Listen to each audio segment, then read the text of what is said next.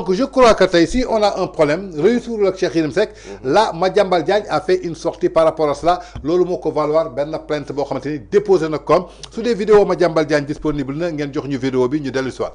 mais cas général Kandé dafa nekk un cas particulier na Ousmane Sonko moo ko particularisé xam nga la moo tax particularisé ko moom moo dem Ziguinchor général Kandé def opération de ratissage de l'armée contre le MFDC moom moo wax fii Sénégalais yi dégg mu ni dañ ma li ma nekk Ziguinchor moo tax ñuy bombarder foofu am na amul il est allé à Ziguinchor il y a intervention de l'armée mu ni looloo tax moom moo tax kon il a visé personnellement le général Kandé.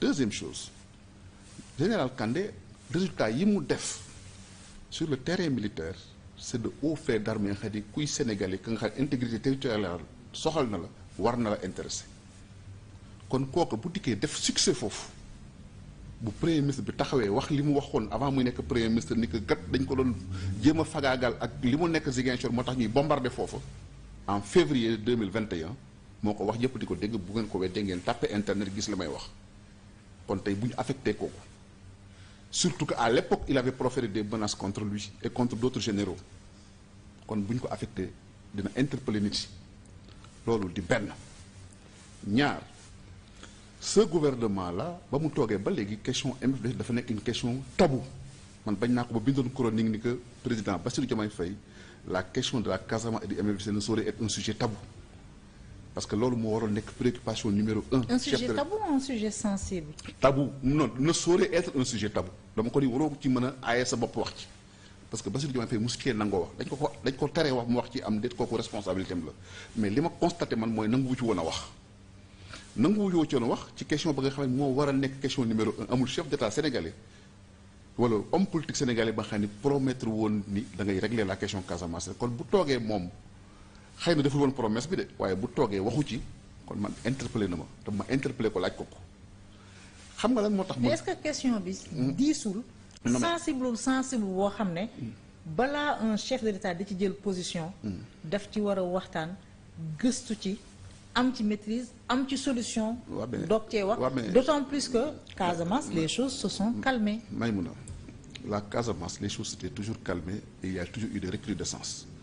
bu fekkee les choses s'étaient calmées ça s'était calmé sous Macky Sall ça s'était calmé à un moment sous Abdoulaye Wade ça s'était calmé à un moment sous Abdou Diouf. Mais Macky Sall depuis 5 ans il n'en parlait plus hein. Non il n'a parce que la question il n'en parlait plus, mais il y avait plus d'attaque sur le front il y avait plus d'attaque sur le front cette question là a été réglée ou enfin réglée non si je ne peux pas mënuma wax loolu mais cette question là il y avait une accalmie notoire les populations commençaient à être réinstallées zones yi ñu quitté woon pendant 20 ans pendant 30 ans ko kenn du ko wetti kooku c'est une réalité ba nga xam ne les gens l'ont vécu sur le terrain donc kon question casamançaise président dafa war a xoolaat ko kooku toute question dañ ko war a xoolaat ko avant ñu ciy wax. mais Madiambal am affaire boo xam non mais bu ñu jaxasee wax ji parce que aussi li nga may laaj dafa important parce que c'est très important cette question là bu ñu duggee ci la nga xam ne mooy question casamançaise bi pourquoi ma wax ni que dañ leen ci war a interpeller mooy bu ci président bi àdduwul premier ministre bi àdduwu ci mu am lu fi jaar parce que dafa am lu fi jaar lu fi dox. lan moo fi jaar. li fi jaar dafa bari xam nga moo fi dox wax naa la tout à l'heure affaire bombardement yi Ousmane Sonko waxoon mais dañu dikk fi MFDC Salif Sadio attaqué des Sénégalais en mission en Gambie ñëpp fekk nañ ko fi mu rey ci ñenn jël en otage 7 personnes mooy les 9 soldats là. les soldats humilier leen filmer leen humilier leen publiquement ñëpp di ko mu naqari kuy homme de tenue Sénégalais yëpp classe politique bi yëpp naqarlu ko ba mu des kan waa Pastef foofu c'est un fait ñu ni déedéet ñu ni Ousmane Sonko ba mu génnee kaso révélé naa ko dans mon livre sur l'affaire Adji Sarr mais aussi révélé naa ko dans la presse Salif Sadio moom humilié woon armée bi dafa ànd ak une délégation dem seeti ko ma wax date bi wax délégation bi ñu àndoon ak moom te maa ngi ak image yi bañ fa demee mosu ci tontu kon ces liens avec le MFDC sont des liens qui sont été établis dans le sens où kon ñi humilier armée sénégalaise mi ngi leen di seeti guddi te mënu ko weddi ñu ni déedéet des éléments du MFDC ont participé à des manifestations organisées par Ousmane Sonko ici à Dakar ou bien par Pastef ñu jàpp leen entendre sur le procès verbal ñu confirmer ko fan yi sax gis nga ay vidéo ci nga xamante des gens qui revendent appartement au FDC et qui ont été participants des manifestations kooku kenn. doyen ñoo déggandoo kàddu bi muy révélation yi nga xamante ni Madiambal def na ko muy ay fait aussi réel du ay révélation yoo xamante ni amul foo ci jafandu ay fait réel la jëmale ko ci première sortie bi li mu waxoon Grand Théâtre ginnaaw bi ñu relevé kii di général Kandji affecté ko foofu ci New Delhi en tant que attaché militaire moo taxaw ni bi mu nekkee Casamance dafa am benn bombardement bu amoon général Kandji soo gisee mu defoon ko ratissage bi parce que moom lañ doon wut moo ko wax moo dellu si waat toog Ziguinchor ci pleine campagne ne ñi ngi naan affaire ratissage du Casamance bi ba tax ñi jëlee fa général Kandji li mu waxoon mu ne ñu ngi koy wax de te moom moo ko wax mooy weddi boppam nee na loolu dañu fekk benn rapport sur la table tey Madiambal su ne le président bi mu toogee ba tey kenn déggu ko mu wax ci kaw waxu Casamance il a bien utilisé le conditionnel tout à fait.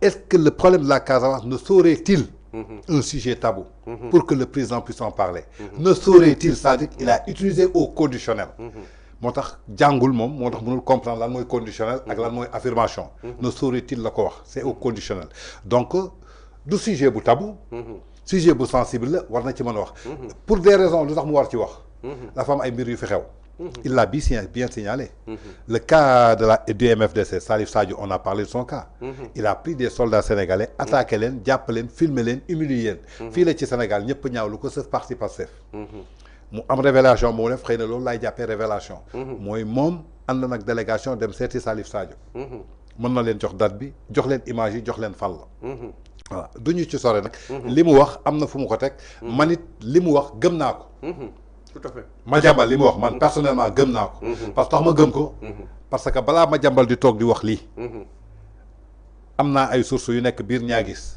toqaloo nañ ko sama nopp jamono ba mu amee parce que ngeen fàttali ko am na benn moment boo xamante ni newoon nañu nekkul Ziguinchor mooy temps kaawu Adji Sarr bi mu demee ba ne duñ fekkee procès bi am na benn moment ñu ne nekkul Ziguinchor kenn gisu ko pendant 2 jours fi mu jaar ci yoonu suuf si ñu dëkk Casamance tegal nañ ma ko mais man ce sont des sujets yoo xamante ni du ma teel dugg kon Madiambal tey su ko waxee ak man ki ma ko waxoon tegal ma ko ak firndeeg lépp donc mën naa ko méngale loolu ça ne m'engage que moi tey ñi ñëw ci beneen bi maanaam mooy tey pourquoi waxu ci est-ce que tey sujet Casamance sujet tabou la du sujet tabou est-ce que tey lii jaar na porter plainte pour Madiambal Diagne qui a parlé du problème de la Casamance c'est lui moo ko soulevé te raison yu tax Diomaye war ci wax mais de 1981 ba 2024 c'est la première fois que on a un président Abdou Diouf nekk na président da nga gis MFDC def déclaration ñu ne ko Abdou Diouf ñu ngi lay xaar suñu sujet on l'a pas entendu Ablaye Wade on l'a pas entendu Macky Sall on l'a pas entendu mais pourquoi Diomaye est élu président de la République il a fait sa première déclaration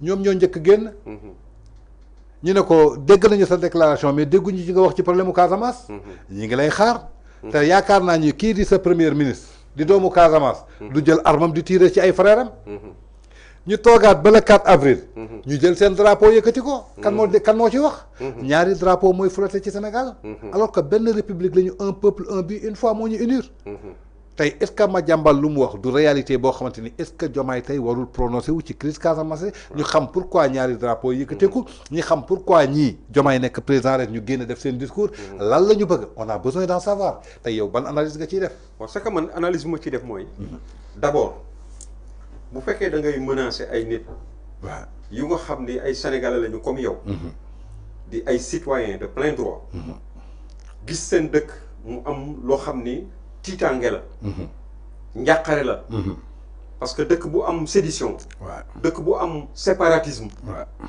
ah kenn du ci ànd ñun ñi nga xam ni ñëpp ñun la majorité nous ne sommes pas d'accord pour séparatisme di am suñu réew depuis 82 ñi ngi koy xeex c'est vrai n'est-ce pas ñi nga xam ni doomu Sénégal yi dëkk Casamance ak doomu Sénégal yi dëkk Bawol ak doomu Sénégal yeneen yi nga xam ni qui sentent qu'ils sont des Sénégalais ñoom ñëpp ñi ngi koy xeex boobaak léegi n'est-ce pas combien il y a eu de ministres casamançais de 1960 à maintenant yu nekk ci gouvernement 10 fois plus ancré que Ousmane Sonko encore une fois que man je dis que Ousmane Sonko il est même plus wolof que mu Joola il n'a même pas le tempérament d'un Joola parce que le Joola d'habitude c'est quelqu'un de très calme c'est quelqu'un de très pondéré nga xam ni dafa def li ñuy wax initiation ñu jàngal ko lu bëri Joola du mel yenn melokaan yi il est beaucoup plus wolof c'est peut-être parce que il a été éduqué en milieu wolof moi je suis wolof mais xam naa ni peut-être le wolof est beaucoup plus en contact, beaucoup plus extraverti que le Joola. Ça c'est vrai, même par rapport à ses révélations. Même par rapport à ses révélations. du dugg ci problème mu jaamur. Justement dina am bàmmeelu biir. ñaareel ba. li ma bëggoon indi wax. loolu mën nañu tere ñun sénégalais. ñu am njàqare ci suñu réew nekk ci démocratie. di ci génne suñu xalaat pour que ñu jël ko en compte suñu xalaat yooyu. pour mën a saafara question boobu. donte ñun du ñun ñoo koy saafara c'est à un niveau supérieur. mais à un certain niveau. ay nit koo xam ne yow da ngay liggéey ci presse. un journaliste d'investigation. boo xam ne bu mel ni la trempe de Madiambal Diagne qui a dirigé des mbootaayu presse yi nekk ci Afrique. est-ce que mën nañ ko tere mu wax sur un sujet donné. non te sujet bu nga xam ne qui n'est pas classé. nu ma secret militaire wala affaire secrète wala nangam ak nangam ak nangam. est-ce que loolu mën na nekk. non. je vais te donner un exemple. c'est pas la première fois. Demba Ndiaye, est-ce que tu connais Demba Ndiaye? Demba Ndiaye qui était à Sud Communication. Si, je connais Demba Ndiaye. Sud Hebdo. Sud Hebdo. Combien de fois Demba Ndiaye est allé rencontrer Salif Sadio? Plusieurs fois. Dans le Macky, nek xaritam sax. Plusieurs fois. Mais est-ce que ça a posé un problème aux autorités sénégalaises? Non. Mais parce que nous, c'est des démocrates. Ouais. C'est des gens qui ont jëluñu affaire bi bëgg ko def une affaire personnelle. Ouais. Bëgg ko ethniciser. Ça c'est vrai. Demba Ndiaye est allé plusieurs fois à la rencontre de Salif Sadio. Faire des reportages, génn ko ci Sud Hebdo. Nit ñi di ko lire. Xam kan mooy Salif Sadio ak photo ak léppam. Mu nekk fu mu togg di lekk ak moom wala di naan ak moom ataaya. Xam nga moom en tant que Ousmane Sonko di dëkk nee na moom il est Casamance. Nekk un leader politique. Mais man weddiwuma li ma jàmbal wax ni rencontré na ko. du ma ko weddi pourquoi ma koy weddi. Parce que ce n'est pas extraordinaire aussi. Parce que man jàpp naa ni moom en tant que peut-être que ñeneen ñi sax d'autres leaders.